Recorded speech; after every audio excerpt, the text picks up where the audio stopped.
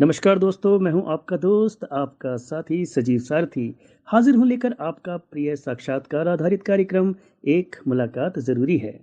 आज आप मिलने जा रहे हैं एक चर्चित कॉस्ट्यूम डिज़ाइनर से, जो 60 साल की उम्र में अपने आप को अभिनय के क्षेत्र में भी आजमाती है और अपने इस प्रयास में न सिर्फ बेहद कामयाब रहती है, बल्कि अपनी अदाकारी से देश-विदेश के फ़िल्म प्रशंसकों और समीक्षकों की खूब सारी वाहवाही भी लूटती है। मिलेंगे कॉस्ट्यूम डिजाइनर और फिल्म एक्टर नाइला मसूद से, जो एक सोशल वर्कर भी हैं। नमस्कार, यह है रेडियो प्लेबैक इंडिया।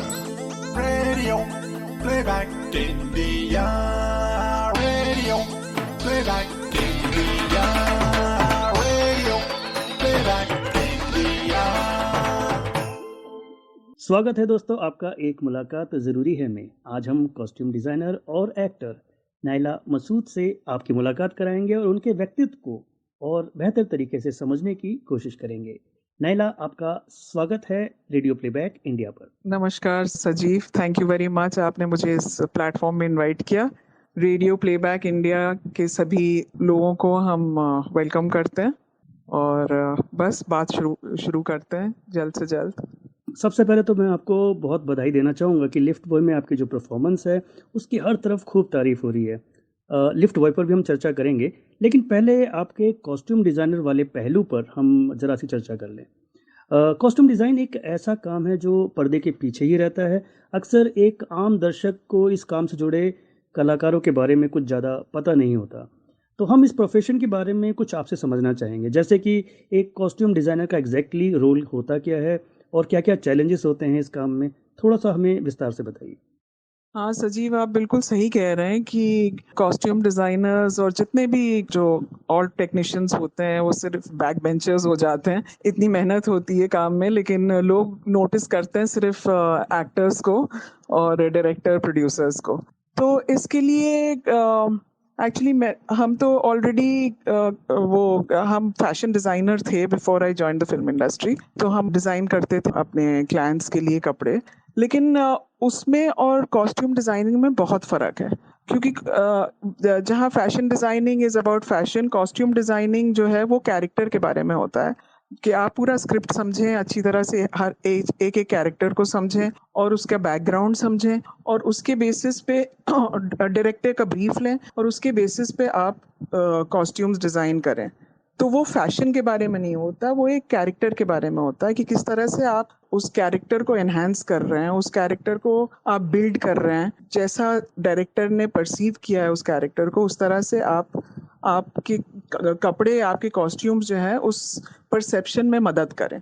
तो मेन चीज़ तो यही होती है कॉस्ट्यूम डिज़ाइनिंग में।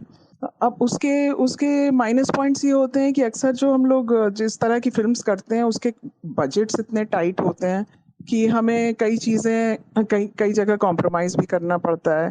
फिर कई बार ये होता है कि भई आपने कुछ सोचा और आपके जो एक्टर हैं उनको पसंद नहीं आ रहा है।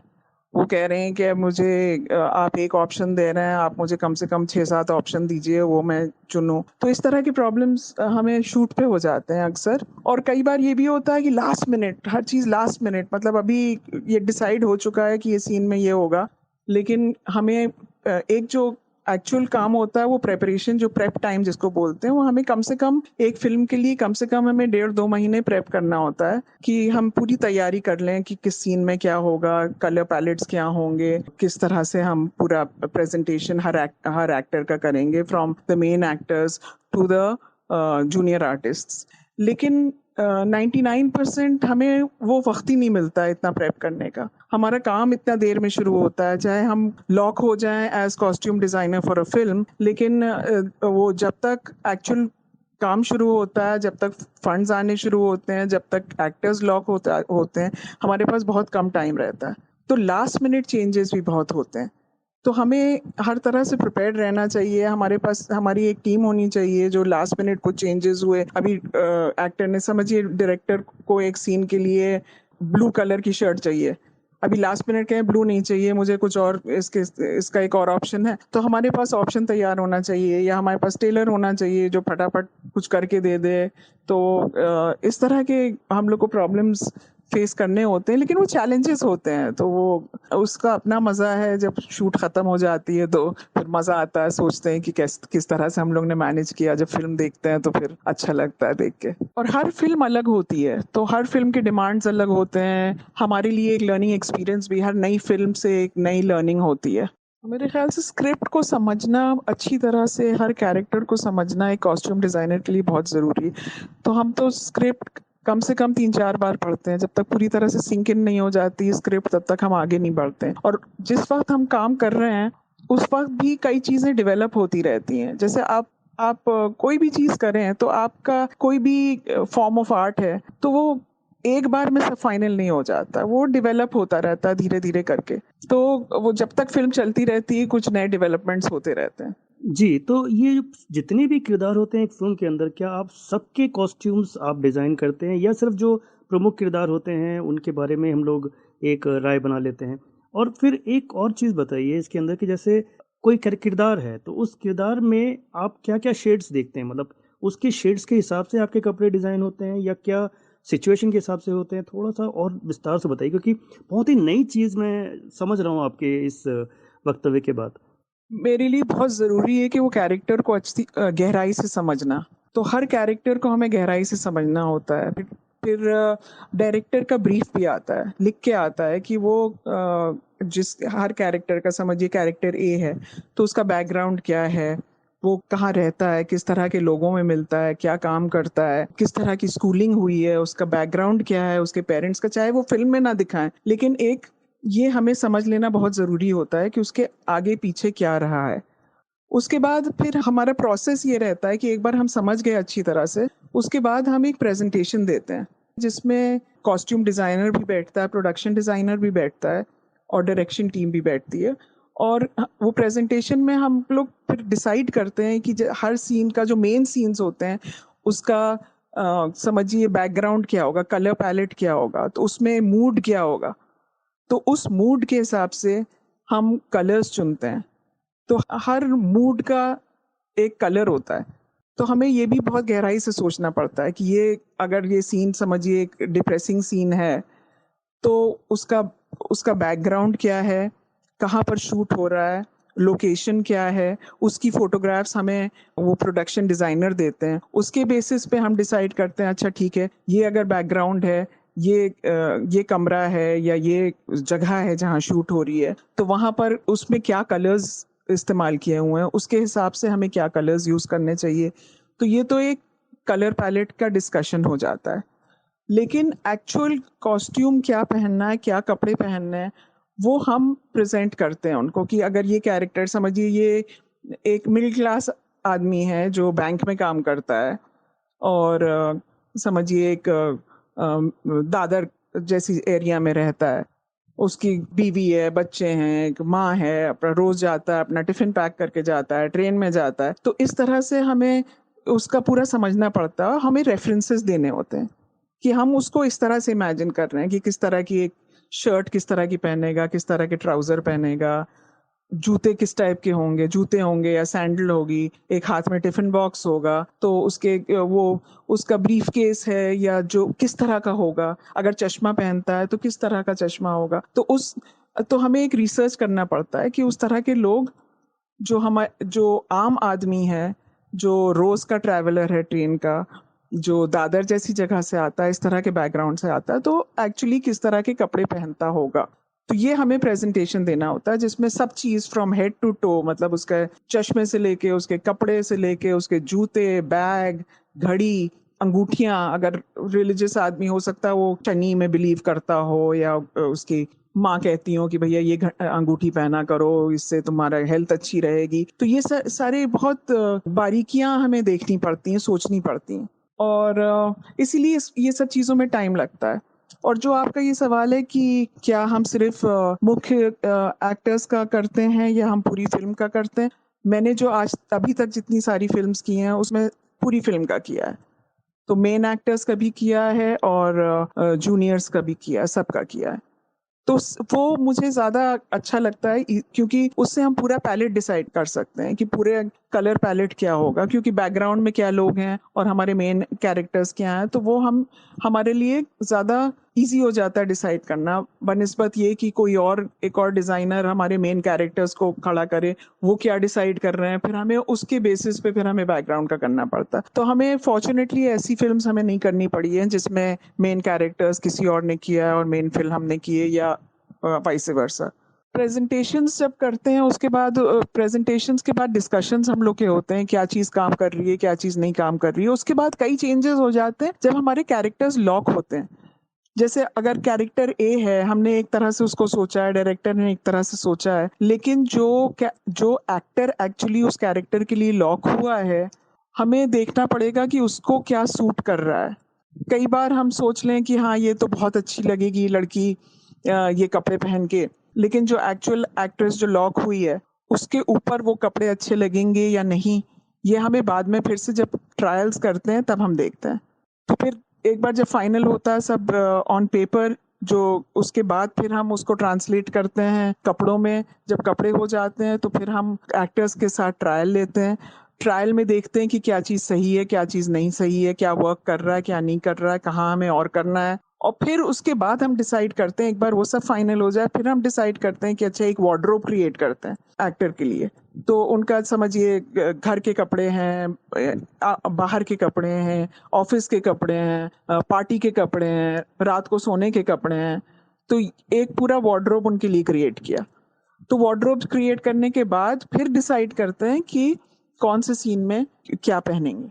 जी नायला जी, तो मैं ये समझा हूँ कि जो फैशन डिज़ाइनर होता है वो अपनी एक दुनिया में रहकर अपने लिए अपनी इच्छा के अनुसार या अपनी खुशी के अनुसार चीज़ें डिज़ाइन कर सकता है, जबकि एक कॉस्ट्यूम डिज़ाइनर को फिल्म के लिए जब वो काम करता है तो उसे फिल्म की भी एक बेसिक समझ होनी चाहिए, मतलब स्क्रीन प्ले की, कैरेक्टर्स की, है ना? तो ये जो फिल्म की समझ है ये आप में कब आई? मतलब आप क्या फिल्मों में शुरू से दिलचस्पी रखती थी? नहीं, मैंने अपना करियर तो एज़ फैशन डिज़ाइनर ही शुरू किया था, क्योंकि हमने डिज़ाइनिंग की। पहले तो हमने एक्सपोर्ट हाउसेस में काम किया, तो उससे मेरा एक्सपोज़र रहा कपड़ों पे, फैब्रिक्स पे। उसके बाद जब हम दिल्ली में थे तो वहाँ पर national institute of fashion technology नया-नया शुरू हुआ था 1988 में। तो उस वक़्त मैंने निफ्ट कहते हैं जिसको, मैंने निफ्ट से डिज़ाइनिंग की। और उसके बाद हम अपने लेबल से, जैसे आपने कहा, मर्जी के मुताबिक कपड़े बनाते रहे। जो मुझे अपील करता था, जो मुझे खूबसूरत लगता था, वो मैंने बनाए और मैंने अपने क्लाइंट्स को पहनाए। कॉस्ट्यूम डिजाइनिंग बहुत फर्क है। कॉस्ट्यूम डिजाइनिंग तो हम कैरेक्टर देख के चल रहे हैं, तो वो जो कैरेक्टर को समझना हमारे लिए बहुत ज़रूरी है। तो हम इसीलिए हमें बहुत आम लोगों को हमें ऑब्जर्व करना होता है अपनी ज़िंदगी में। हम चलते फिरते हैं, हम कहीं जा रहे होते हैं, मुझे कोई इंटरेस्टिंग सा कोई इंसान दिख जाता है, कुछ इंटरेस्टिंग सा कुछ पहने हुए, हम फोटो खींच लेते हैं। अभी हम एक वेब सीरीज करने वाले हैं जो बिहार के बारे में है।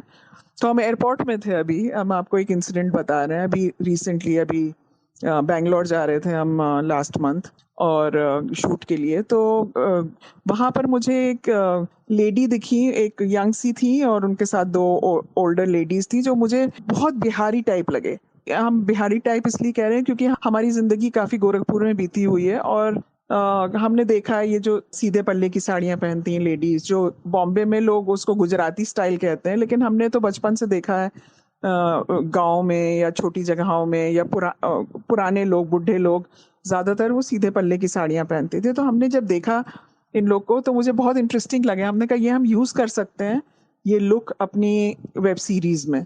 तो हमने उनको रिक्वेस्ट किया, वो बाथरूम गई, मैं पीछे पीछे हम उनके बाथरूम पहुंच गए, और हमने उनसे रिक्वेस्ट किया, हमने कहा प्लीज़ हम आपकी फ़ोटो खींच सकते हैं। तो इस तरह से एक्चुअल लोग जो जो दिखते हैं, रोड पे दिखते हैं, या कहीं जहाँ भी आप हैं दिखते हैं, हम उनको ऑब्जर्व करते हैं, और उनकी चीज़ें फिर हम सोचते हैं कि हाँ इस तरह का कैरेक्टर अगर आया तो हम ज़रूर ये एलिमेंट हम उस कैरेक्टर के लिए यूज़ करेंगे। तो ये इसमें कॉस्ट्यूम डिज़ाइनर के लिए एक बहुत ज़रूरी है कि एक ऑब्जर्वेशन हो, और सिर्फ एक लेवल पे आप नहीं चल सकते हैं, आपको हर लेवल पे देखना है, हर लेवल के इंसान को देखना है। अगर आप टॉप हाई फैशन फैंसी लोगों को देख रहे हैं तो आपको बिल्कुल गरीब, बिल्कुल सड़क पे रहने वाले को भी ऑब्जर्व वैसे ही करना है कि किस तरह से पहने हैं। जैसे अगर कोई गरीब है, पैसे मांगने वाली है, तो किस तरह को, अगर साड़ी पहनी है तो उसका पेटीकोट कैसा होगा, किस तरह से साड़ी पहने होगी, उसका ब्लाउज होगा या कोई मेंस शर्ट पहने होगी, क्या फिटिंग होगी, क्या कान में क्या पहने हैं, सर में क्या पहने हैं, ये सब छोटी छोटी चीज़ें हमें डिटेल में ऑब्जर्व करनी पड़ती है लोगों की, जो हम अपने वो एलिमेंट्स हम यूज़ कर सकते हैं जब हम अपनी फिल्म में उस तरह का कोई कैरेक्टर को ड्रेस कर रहे हैं। तो जिस वक्त हम फिल्म इंडस्ट्री में आए हैं तो हमें इतना आइडिया नहीं था, हम बहुत लेट आए हैं फिल्म इंडस्ट्री में। हमारे बच्चे जब थोड़े बड़े हुए हैं तब हमें तो ये बिल्कुल ये मेरा इरादा नहीं था फिल्म इंडस्ट्री में आने का।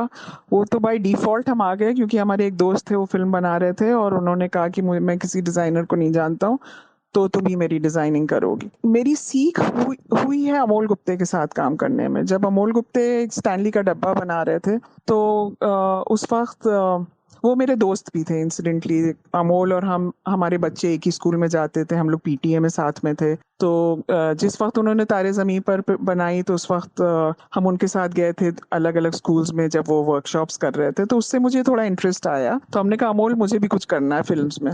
तो उन्होंने कहा कि ठीक है, जब मैं अपनी फिल्म करूंगा तो तुम मुझे ज्वाइन करना। तो जब वो स्टैनली का डब्बा बना रहे थे तो उन्होंने मुझे फ़ोन किया कि नाइला तुम्हें, मैं शुरू कर रहा हूँ तो तुम्हें आना है हमारे साथ। तो हमने कहा हाँ ज़रूर आएंगे। तो स्टैनली का डब्बा जिस वक्त किया है तो उस टाइम मैंने अमोल के साथ रह के छोटी छोटी चीज़ें नोटिस करनी शुरू की और मुझे बड़ी खुशी हुई कि स्टैनली का डब्बा थी छोटी फिल्म लेकिन एक कल्ट फिल्म निकली। और कॉस्ट्यूम में उसमें कोई इतनी मेहनत का काम नहीं था क्योंकि उसमें ज़्यादातर तो स्कूल यूनिफॉर्म्स में थे। लेकिन मुझे बड़ी खुशी हुई जब एक इंडिया टुडे ने जब आर्टिकल लिखा इसके बारे में, स्टैनली का डब्बा के बारे में, तो उन्होंने एक चीज़ नोट की थी जो मैंने लगाई थी कि उस बच्चे के पॉकेट में हमने एक सेफ्टी पिन लगाई थी। और हमने सेफ्टी पिन ये सोच के लगाई थी कि वो बच्चा छोटा है, उसके माँ बाप हैं नहीं, उसको सिलाई नहीं आती है, उसका पॉकेट फट गया है तो वो कैसे सिलेगा।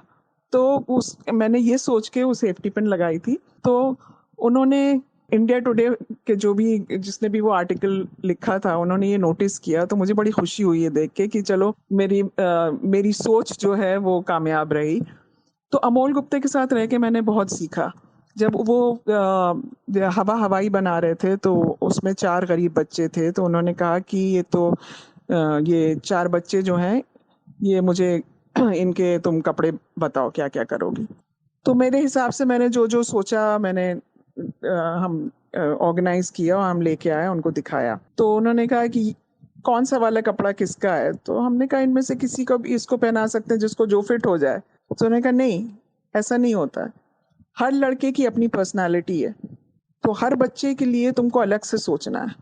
तो इस तरह से हमने हर बच्चे का अलग से 4 जो मेन बच्चे थे, जो मेन बच्चा था वो तो खैर अर्जुन वाघमारे वो तो अलग था, लेकिन उसके जो 4 दोस्त थे जो स्लम्स के बच्चे थे उनके लिए हमने हर बच्चे के लिए अलग सोचा कि तो अगर एक गराज में काम करता है तो हमने सोचा अच्छा गराज में काम करता है तो क्या करेगा, थोड़ा हीरो टाइप है तो हो सकता है एक रुमाल अपने ऐसे बांध के चलता हो, या उसने एक जो रिंग्स पड़ी होती हैं वो जो स्क्रू के साथ रिंग्स होती हैं उसका एक गले में गले में लटका लिया एक काली डोरी के साथ। तो इस तरह के छोटे छोटे एलिमेंट्स देके तो ये मैंने सीखा है अमोल गुप्ते के साथ काम करके। हम हमेशा बहुत आभारी रहेंगे अमोल गुप्ते के कि उन्होंने मुझे इतने डिटेल में सोचना सिखाया। जी, अमोल गुप्ते बहुत ही सेंसिटिव निर्देशक हैं जैसा कि हम सब जानते हैं। उनके साथ आपने काफ़ी विस्तार से काम किया है। सिर्फ स्टैनली का डब्बा ही नहीं बल्कि आपने उनके साथ आई थिंक स्निफ में किया है, हवाई में किया, और अभी रिसेंटली रिलीज अगर बात करें तो साइना में भी आपने उनके साथ काम किया है। तो थोड़ा सा अमोल गुप्ता के बारे में बताइए कि वो किस तरह के डायरेक्टर हैं, इंसान हैं। अमोल को हम तारे ज़मीं पर के टाइम से जानते हैं। जैसे मैंने बताया आपको कि हम लोग स्कूल में एक साथ पीटीए में थे, हम प्रेसिडेंट थे, वो सेक्रेटरी थे और हम लोग स्कूल के लिए बहुत कुछ काम करते थे। तो अमोल का बच्चों से हमेशा से बहुत इन्वॉल्वमेंट रहा है। उनका एक अपना बेटा है जिससे बहुत इन्वॉल्व रहते हैं। उनकी वाइफ दीपा भाटिया वो भी बहुत ही वेल नोन एडिटर हैं। तो अमोल मज़ा अमोल के साथ ये है कि अगर बच्चे सेट पे हैं तो बच्चे बिल्कुल भगवान हैं, तो कोई बच्चों को कुछ कह नहीं सकता है, बल्कि वो आके वहीं मॉनिटर के पास बच्चे आके बैठ भी जाते हैं और सब आके बैठ के बात करते हैं, यारी दोस्ती और अमोल बड़े कंफर्टेबल रहते हैं और सबसे ज़्यादा कंफर्टेबल बच्चों के साथ रहते हैं, चाहे और लोगों को हड़काते रहें लेकिन बच्चों के साथ बहुत अच्छे रहते हैं। अमोल बहुत ही पढ़े लिखे इंसान है, एक्चुअली बहुत वाइड नॉलेज है उनकी हर चीज़ के बारे में, वो चाहे म्यूज़िक ले लीजिए या लिटरेचर ले लीजिए। लिटरेचर मतलब English literature, Hindi literature, Marathi literature, Bengali literature, मतलब वो आप किसी टॉपिक पे उनसे बात कर लीजिए, उनको उसके बारे में पता होता है और बहुत इन डेप्थ स्टडी है उनकी हर चीज़ के बारे में। तो जिस वक्त हम फिल्म नहीं भी कर रहे हैं उनके साथ बस बैठ के बात करने में बहुत सीखने को मिलता है। तो मतलब और वो नए लोगों को बहुत चांस देते हैं, बहुत अपॉर्चुनिटी देते हैं। इनफैक्ट जब स्निफ में हम लोग स्निफ शूट कर रहे थे तो एक सीन था डॉक्टर के साथ जिसमें उसमें कुछ उनको फॉरेनर्स चाहिए थे एज नर्सेस। तो ये जो हमारा कास्टिंग कर रहा था वो ये 2 लड़कियों को लेके आया, उसने अमोल को बताया, जिस टाइम बैठे हुए थे थोड़ा रिलैक्स थे, कुछ चाय वाय पी रहे थे, तो उस टाइम उन्होंने बताया कि ये जो लड़की है ये सर ये रशियन है और गाना बहुत अच्छा गाती है। तो कहने लगा अच्छा गाना अच्छा गाती है, अच्छा चलो। तो वो सीधे कहने लगा आ जाओ उधर कमरे में। तो शूट हम लोग स्कूल में कर रहे थे तो वो क्लासरूम में जाके बैठे और वो लड़की को बोला गाना गाओ। तो ये रशियन लड़की थी, इंग्लिश ठीक से नहीं बोल पाती थी, लेकिन रशियंस जो है वो हिंदी अच्छे से बोलते हैं। तो उसने एक हिंदी गाना सुनाया तो अमोल को बहुत अच्छी लगी आवाज़, कहने ठीक है मैं इससे गाना गवाऊंगा, और उन्होंने गवाया। वही स्निफ में जो उसका एक गाना था वो ये रशियन लड़की ने गाया। तो नए नए लोगों को बहुत चांस देते हैं, उनके पास हमेशा कोई जो उन असिस्टेंट डायरेक्टर्स आते हैं या कोई भी आता है जो काम ढूंढता है उसको कहते हैं अच्छा ठीक है सीख आ जाओ सीखो। तो उनके उनके वहाँ बहुत कुछ सीखने को मिलता है। तो इस तरह से बहुत ओपन है। हाँ थोड़ी मूडी भी बहुत हैं, गुस्सा भी करते हैं, लेकिन जैसे गुस्सा भी करते हैं वैसे प्यार भी करते हैं। और बहुत डाउन टू अर्थ इंसान है वो, उस टाइप के नहीं कि जो फैंसी गाड़ियों में चलने वाले इंसान हो। वो सड़क चलते उनको खाने पीने का बहुत शौक है, तो सड़क चलते उनको कुछ पानी पूरी दिख जाती है तो रुक जाते हैं वहाँ, अच्छा यहाँ की पानी पूरी बहुत अच्छी है, सड़क में जो खड़ा हुआ है उसकी पानी पूरी खा लेंगे या सेव पूरी खा लेंगे। और वड़ा पाव का बहुत शौक है। तो बहुत इंटरेस्टिंग आदमी है, मज़ा आता है उनके साथ। जब मूड खराब होता है तो सब सेट में उनसे घबराए रहते हैं, कोई उनके सामने आना नहीं चाहता। जी नैला जी, तो 2 फ़िल्मों का मैं विशेष रूप से ज़िक्र करना चाहूँगा। एक आपकी फ़िल्म जिसमें आपने अभिनय भी किया है द लिफ्ट बॉय, और दूसरी बारोट हाउस। तो लिफ्ट बॉय का अगर हम देखें तो उसका हर फ्रेम बहुत ही वाइब्रेंट है, बहुत कलरफुल है और बहुत फ़ील गुड वाला एक फ़ील आता है अगर आप उसे कलर्स कॉम्बिनेशन देखें पूरे स्क्रीन्स का। उसमें आपने डिज़ाइन किया जो कि बहुत अलग तरह का अनुभव रहा होगा। और दूसरा बारोट हाउस अगर हम कहें तो एक हॉरर मूवी है, तो बहुत डार्क थीम है उसका। तो इन दोनों फ़िल्मों में बहुत ही कॉन्ट्रास्टिंग डिज़ाइनिंग रही होगी। हाँ जैसे मैंने कहा कि कलर्स जो है ना वो एक बहुत इम्पोर्टेंट उनका रोल होता है डिज़ाइनिंग में। तो लिफ्ट बॉय में आपने देखा होगा कि येलो कलर बहुत यूज़ हुआ है। येलो कलर जिस घर में भी येलो कलर है, और आप देखेंगे अगर कि कपड़ों में भी कई जगह येलो कलर यूज़ हुआ है। तो येलो कलर जो होता है वो होप, उम्मीद का कलर होता है। तो ये फिल्म बहुत पॉजिटिव थी लिफ्ट बॉय, और उसके होप के बारे में थी, तो इसलिए हैप्पी कलर्स यूज़ हुए हैं उसमें ज़्यादातर।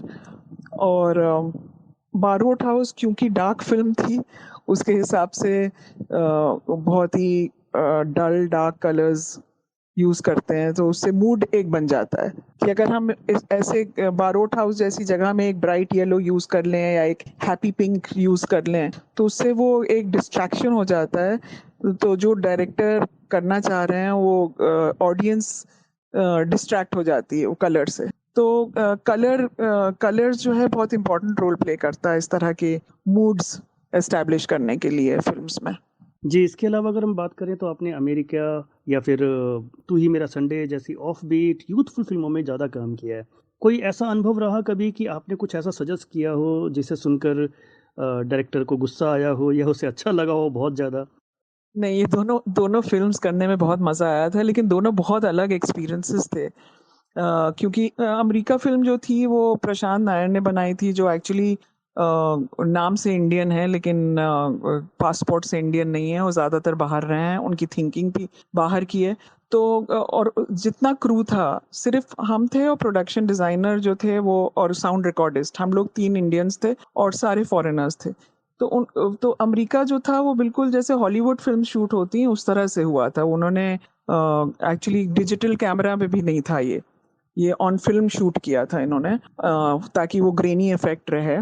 तो प्रशांत बहुत ही पर्टिकुलर थे, उनको हर सीन में, हर कैरेक्टर के हर कॉस्ट्यूम उन्होंने फाइनल किए थे शूट से पहले। तो इसके लिए हमारे पास प्रेपरेशन के लिए हमारे पास ऑलमोस्ट 2 महीने मिले थे, जिसमें हमें कपड़ों को एज करना पड़ा था। नए कपड़े लेके उसको पुराना करना होता था, तो उसका एक प्रोसेस होता है, वो रोज़ का रोज़ प्रोसेस में जाता है। तो हमें जगह मिली हुई थी एक पूरी, और जहाँ पर हमारा पूरा सेटअप था, जहाँ हमारी कटिंग, टेलरिंग सब कुछ था, वहाँ पर वॉशिंग मशीन थी, सब था। तो उस रोज़ का रोज़ हमारे जो ड्रेस दादास जिनको कहते हैं, वो हमारे उसकी एजिंग करते थे कपड़ों की। तो ये हुआ कई बार, प्रशांत को लगा कि ये एजिंग इज़ नॉट इनफ, तो उन्होंने बोला हमें, कभी प्रशांत कभी ऊँची आवाज़ में तो बोलते ही नहीं है, बहुत ही सॉफ्ट स्पोकन। तो उन्होंने बोला कि भई ये जो है ये जो एजिंग है इसको और ज़्यादा करना है। और जो हमारी जो कैमरा वाली थी, Petra corner, she was from Vienna से आई थी। तो वो उनका भी उसमें इंटरफेरेंस रहता था। वो हर बार आती थी, कपड़ा चेक करती थी, देखती थी कि भाई नहीं अभी ये सही नहीं है, इसको और एज करो, इसको और एज करो। तो ये प्रोसेस उनके साथ था। तू है मेरा संडे में बहुत मज़ा आया एक्चुअली करने में। एक तो एक बड़ी अच्छी बॉन्डिंग हो गई हम लोग सबकी, डायरेक्टर की, एक्टर्स की। जो हमारे डायरेक्टर मिलिंद हेमडे बहुत ही जोवियल, बहुत ही लाइट किस्म के आदमी हैं, और वो बहुत क्लियर है उनको चाहिए क्या, लेकिन वो कई चीज़ें आप पे छोड़ देते हैं। तो जब शहाना का हम लोग ने शहाना लॉक होने से पहले जो हम लोग ने सोचा था, जो शहाना को देंगे, तो शहाना के जो इनिशियली जो कपड़े हुए, जो तो वो कई चीज़ें सूट नहीं की, तो बहुत परेशान हो गए थे। तो कहने लगे कि नायला कैसे हैंडल करें ये जो है ये सूट नहीं कर रहा है उसे। तो हमने कहा हाँ, मुझे भी लग रहा है सूट नहीं कर रहा है। एक्चुअली प्रॉब्लम ये है कि उसकी बॉडी जो है वो थोड़ी उस ज़माने में शहाना की थोड़ी स्क्वेरिश बॉडी होती थी। अभी तो बहुत ही उन्होंने बहुत अच्छा कर लिया है। तो मिलिंद ने मुझे बहुत स्वीटली बोला कि नायला बॉडी तो हम नहीं चेंज कर सकते, कपड़े बदल सकते हैं ना। तब मुझे स्ट्राइक किया, तो तब एक तो ये, और फिर मानवी के लिए भी जो दूसरी लड़की है उसमें, तो मानवी थोड़ी सी प्लम्प सी थी। अब हम लोग ने जो इमेजिन किया था उस रोल के लिए, वो शॉर्ट्स और छोटे छोटे क्रॉप टॉप्स ये वो, तो अब मानवी के लिए वो नहीं चल रहे थे। तो ये मिलिंद ने मुझे ये बात, एक्चुअली मिलिंद से ये मैंने सीखी कि क्या अगर लड़की का फिगर परफेक्ट नहीं है तो क्या वो उसका अच्छा लगने का हक नहीं है। तो उस दिन मेरे ज़हन में ये चीज़ आई कि हाँ, ये तो गलत है, हमारी सोच गलत है कि हम जब डिज़ाइन कर रहे हैं तो हम परफेक्ट बॉडी सोच के चल रहे हैं, लेकिन हर इंसान परफेक्ट बॉडी नहीं होता है। तो लेकिन क्या उसको हक नहीं है अच्छा लगने का?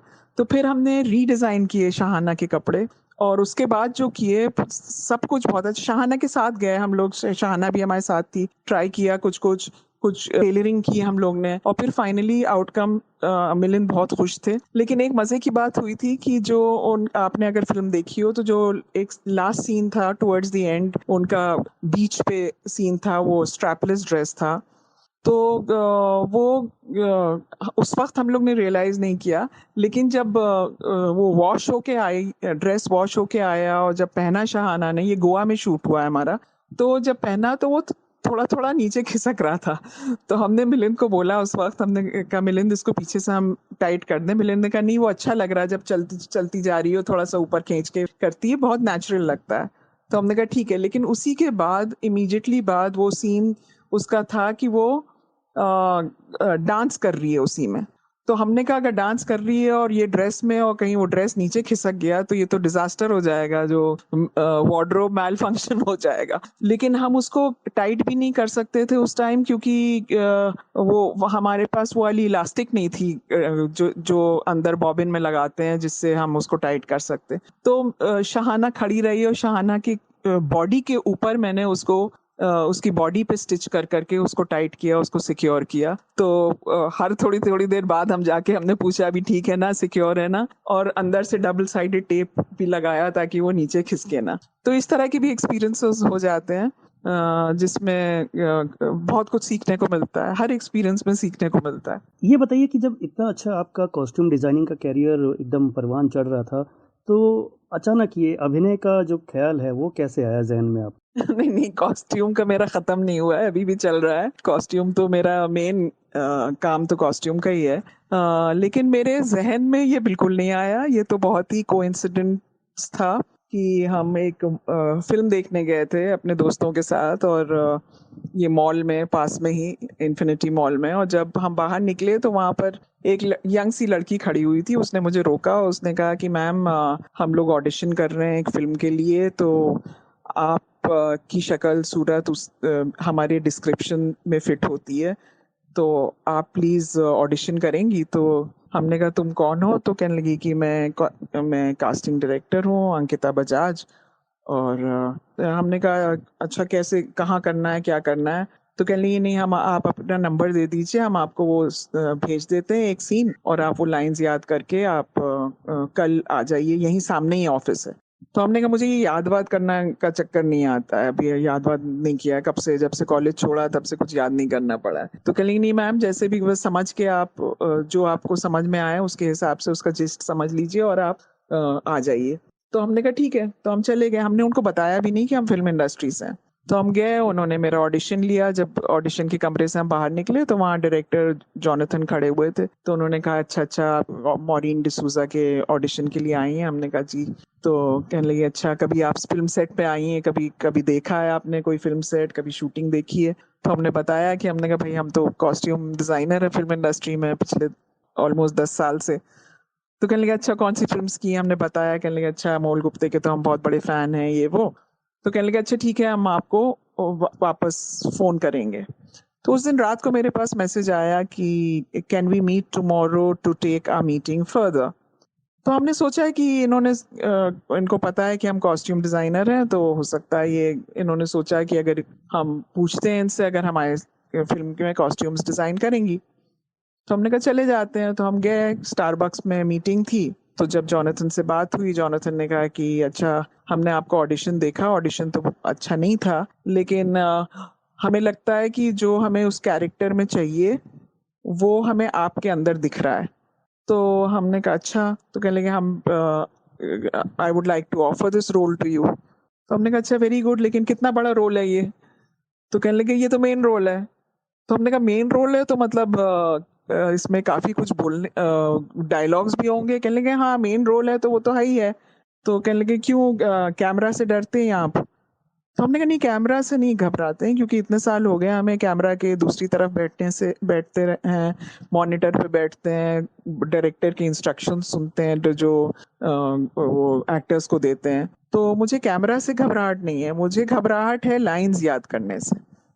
क्योंकि जैसे मैंने कहा कि हमें पढ़ाई ख़त्म किए हुए कितने साल हो गए। मैं 1980 में पास आउट की हूँ कॉलेज से। उसके बाद से आज तक हमने कुछ रटा नहीं है। तो हम श्योर नहीं है कि लाइन्स हम याद कर पाएँगे या नहीं। तो कहने लगे नहीं, उसके लिए बिल्कुल आप चिंता नहीं करिए, वो उसके लिए हम हेल्प करेंगे, हमारे पास टाइम है, हम लोग रिहर्स करेंगे और एक बार आप कैरेक्टर में आ जाएँगी तो आपको लाइन्स ऑटोमैटिकली याद हो जाएँगी। तो जो कि सही है, क्योंकि एक बार उसमें थोड़ा मुझे टाइम लगा क्योंकि वो मेरी फर्स्ट फिल्म थी। लेकिन आजकल तो हम ऑडिशंस, हम 2-2 3-3 ऑडिशन एक दिन में दे लेते हैं, ये इतनी फटाफट लाइंस याद होने लगी हैं। तो मेरा एक्टिंग में आना, जो आपका सवाल था, वो इंटेंशनल नहीं था। इस इरादे से हम नहीं थे आए थे कि हम एक्टिंग शुरू करेंगे। ये तो बाय चांस हो गया और मज़ा आने लगा कि ऑलमोस्ट 60 साल की उम्र में एक नई चीज़ करनी शुरू की, तो वो भी जारी है और मेरे कॉस्ट्यूम डिज़ाइनिंग तो है ही है। जी मैम, और इसमें जो आपका किरदार था मोरेन डिसूज़ा का, उसकी अगर बात करूँ तो वो मुझे कहीं से लगा ही नहीं कि आप उसके अंदर उस किरदार को जी रही हैं। आप बल्कि ये लगा कि आप खुद को ही जी रही हैं एक तरीके से। मतलब कहीं ऐसा लगा ही नहीं कि आप अभिनय कर रहे हैं, आप लगा कि बहुत ही स्वाभाविक रूप से जैसा आप नॉर्मल लाइफ़ में अपनी होंगी शायद वही आपने उसमें उतार दिया। तो मैं जानना चाहूँगा कि ये जो किरदार है, ये आपकी पर्सनल जो आपकी एक पर्सनैलिटी है उससे कितना मिलता-जुलता रहा या आपने किस तरह से इसमें शेड्स भरे?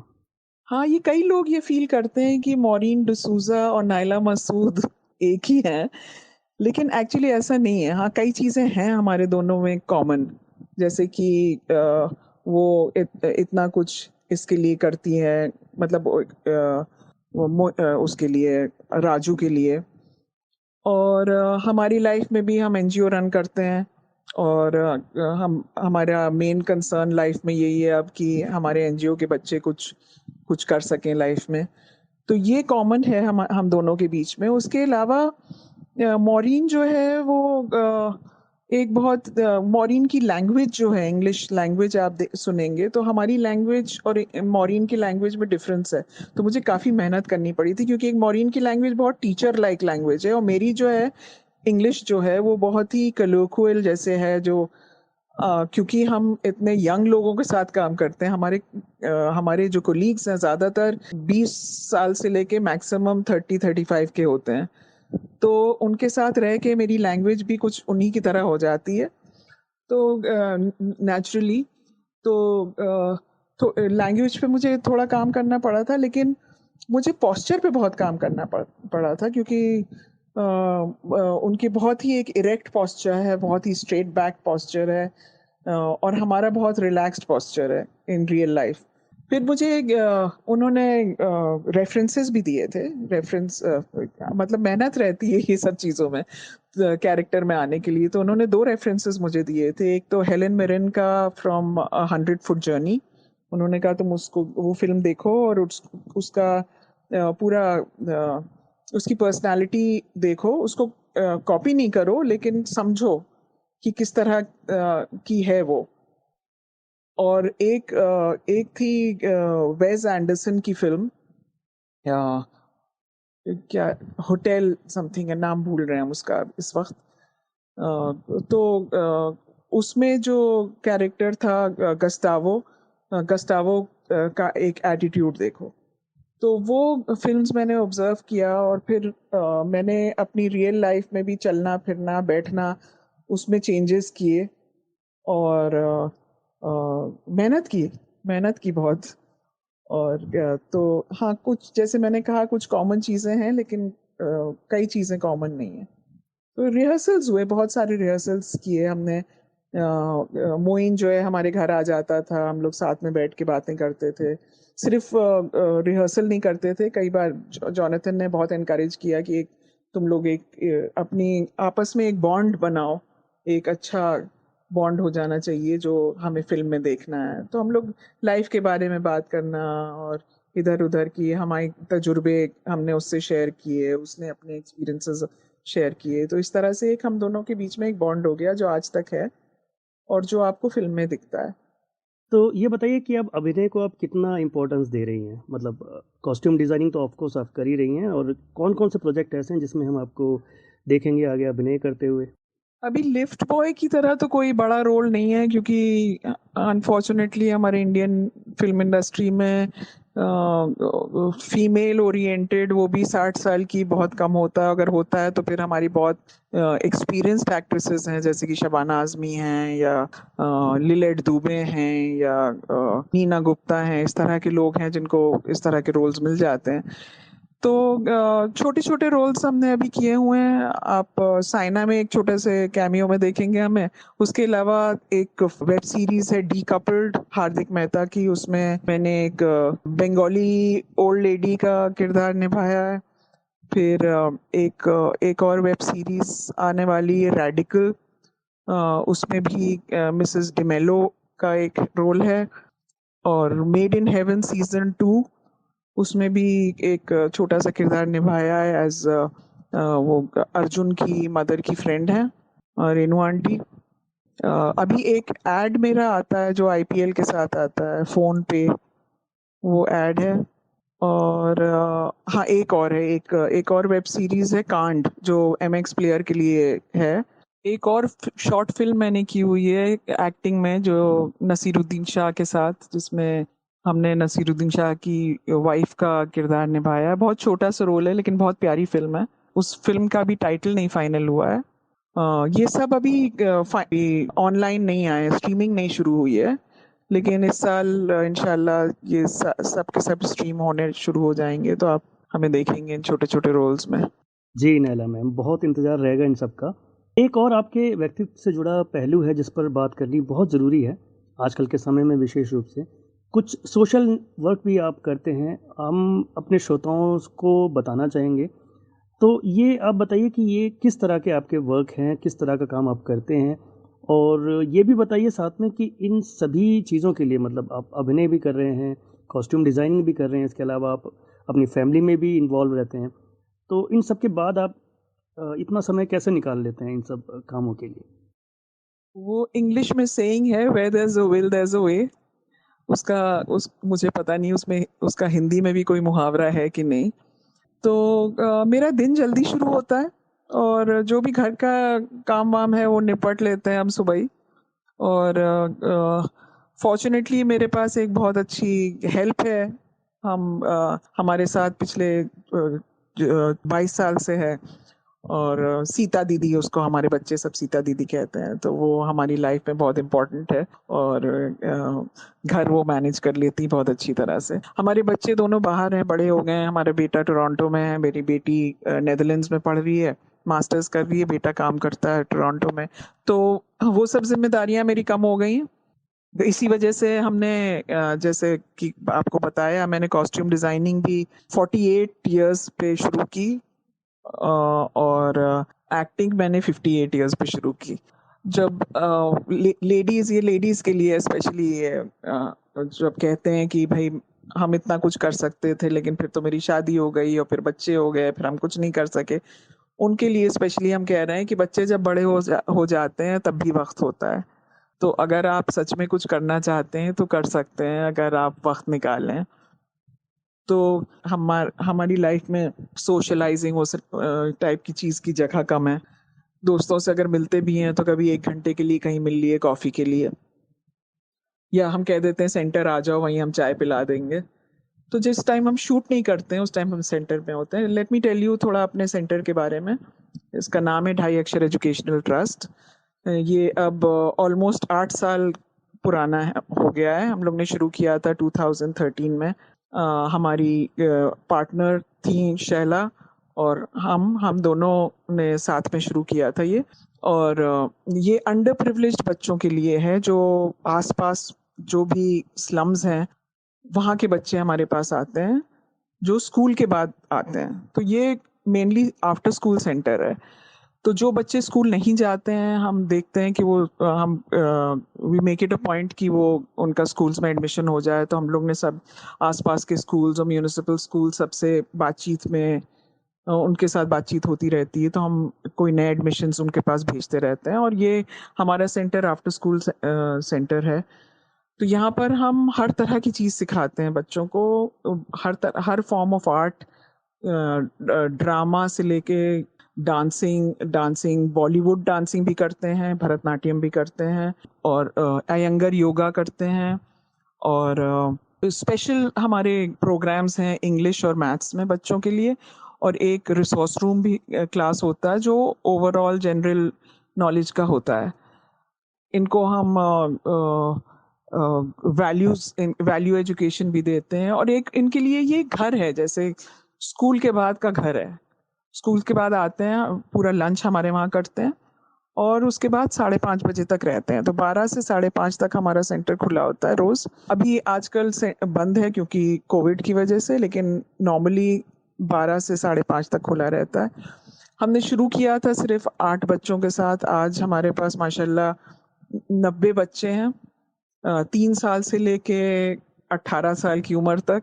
तो शुरू जब हुआ था तो हम लोग का बहुत ही मतलब एक्टिविटी बेस्ड होता था। अब हमारा और ज़्यादा स्ट्रक्चर्ड प्रोग्राम्स हैं, और हमारे पास ऑन सैलरी हमारे पास 8 टीचर्स हैं, और हमारे वॉलंटियर्स तो करीब 15 से लेके 20 तक हैं। जब स्टूडेंट वॉलंटियर्स भी आ जाते हैं, जब उनके एग्जाम्स ख़त्म हो जाते हैं, स्टूडेंट वॉलंटियर्स भी आ जाते हैं हमारे पास। तो ये एक बहुत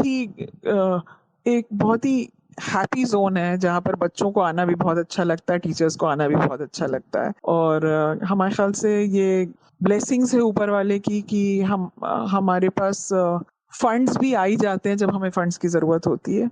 और हम जब शूट नहीं कर रहे होते हैं तो हमारा पूरा वक्त सेंटर में ही लगता है, क्योंकि हम बैक टू बैक काम नहीं करते हैं। हम साल में एक फिल्म कर ली कॉस्ट्यूम्स में, क्योंकि कॉस्ट्यूम में टाइम ज़्यादा लगता है, और एक्टिंग का तो 3-4 दिन का काम होता है, ख़त्म हो जाता है। तो हमें काफ़ी वक्त मिलता है कि हम बच्चों के साथ बिताएं, और अच्छा भी बहुत लगता है वहाँ बच्चों के साथ हमें। एक अपने बच्चे याद आते हैं जब छोटे थे, और एक बहुत प्यार मिलता है, बहुत सुकून, बहुत प्यार।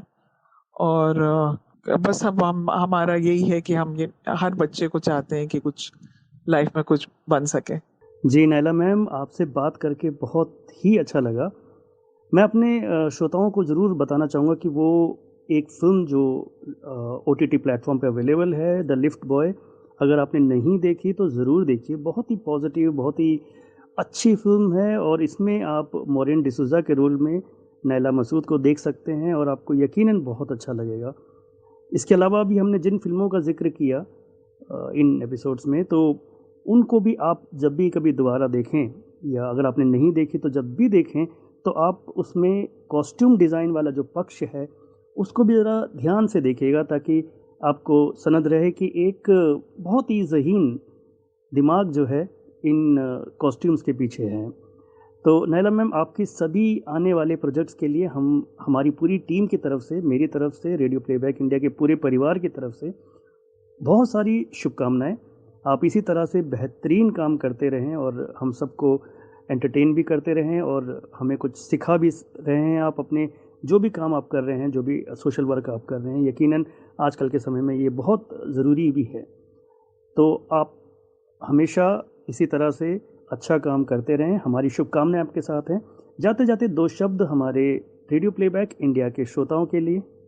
सजीव, बहुत बहुत शुक्रिया, आपने मुझे बुलाया और हमें बहुत अच्छा लगा आपसे बात करके। और आपने मुझे बहुत खोद के क्वेश्चंस पूछे, और मुझे मज़ा आया जवाब देने में। और हमारे सुनने वालों के लिए हम बस यही कहेंगे कि हमारे ख्याल से इस उम्र में एक विजडम जैसी चीज़ आ जाती है, तो हमें लगता है कि हमें इतना दौड़ते भागते कोई चीज़ के पीछे नहीं भागना चाहिए। थोड़ा रुकें, थोड़ा सोचें, और हर उसका पूरा लुत्फ़ उठाएं, पूरी जर्नी का। जो हमारे फिल्म में एक डायलॉग है, it's not about the destination, it's always about the journey. तो वो बहुत सही बात है, और हमेशा जर्नी को एंजॉय करें। और हमने इतना कुछ लिया है इस दुनिया से, इस नेचर से। हमें कुछ वापस भी देना चाहिए इन वॉट एवर फॉर्म, जैसे भी आप दे सकें, किसी की मदद कर सकें। कि हमें अपने आप को बहुत फॉर्चुनेट समझना चाहिए कि हमारे पास इतना कुछ है। एक एहसान कभी भूलना नहीं चाहिए। तो बस, और सब खुश रहिए, सब सेफ रहिए। आज के ज़माने में बहुत ज़रूरी है कि अपनी सेफ्टी, अपने हेल्थ का ख्याल रखें सब लोग। और सजीव, आपका बहुत बहुत शुक्रिया फिर से।